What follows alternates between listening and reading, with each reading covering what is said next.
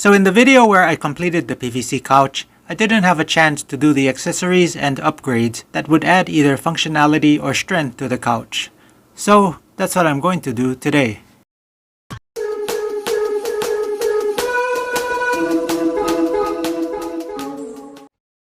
This upgrade I added to the couch was to stiffen both the backrest and the armrest. In use, both seemed a little too flexible, so I used these PVC parts to create a brace to connect the two.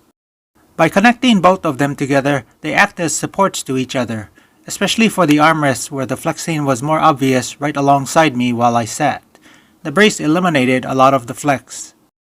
Something else I found useful, compared to my previous couch, was the amount of space under it. I was now able to fit a couple of good-sized bins underneath, helping me put away some items that used to just lay on the floor. This accessory took some time to imagine how it would work, but after some thinking and rethinking, I came up with a pretty simple idea for my swing-out eating tray. The PVC parts you see are basic, except the T is reamed out and made into a slide-on by making a cut across the length of the bottom. To mount the swing arm, I removed the armrest, slid on a bushing sleeve and the swing arm. The zip tie runs through two holes drilled on either side of the T. I reinstalled the armrest, making sure to bottom it out on the PVC pipe, then put the screws back. The bushing sleeve I mounted before sliding on the swing arm were cut from two ends of an elbow. This will be a support piece later in the video. One adjustment needed was trimming the upper end of the T. This allowed it to slide up a little higher on the armrest. Sliding the T up higher on the armrest allows the top of the swing arm to align with the top of the armrest, which will be important when I attach the eating tray to the swing arm. When everything is aligned correctly so that the eating tray can swing out for use, then swing back to serve as an armrest, this sleeve will be screwed in place to keep the slide-on from moving downward on the armrest. I'm going to temporarily use this tray I cut from 1/4 inch plywood.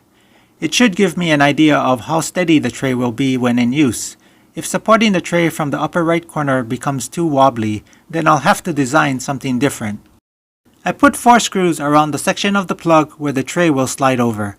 These screws act as a key to prevent the tray from turning around the plug. To mount the tray to the swing arm, the plug goes through the tray and into the coupler.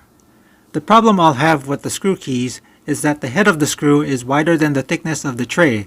I'll work around it for now, since this tray is temporary. Press the plug in part ways, position the tray when it's in the armrest position, then press the plug in as far as possible. The screw heads will prevent the tray from bottoming out against the coupler, so I may use a clamp to force it in off camera. Also, I'll be securing the plug using 2 screws instead of 1.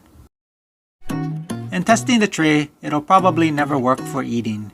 It's way too flimsy, and anything sitting at the end will either fall or be catapulted off.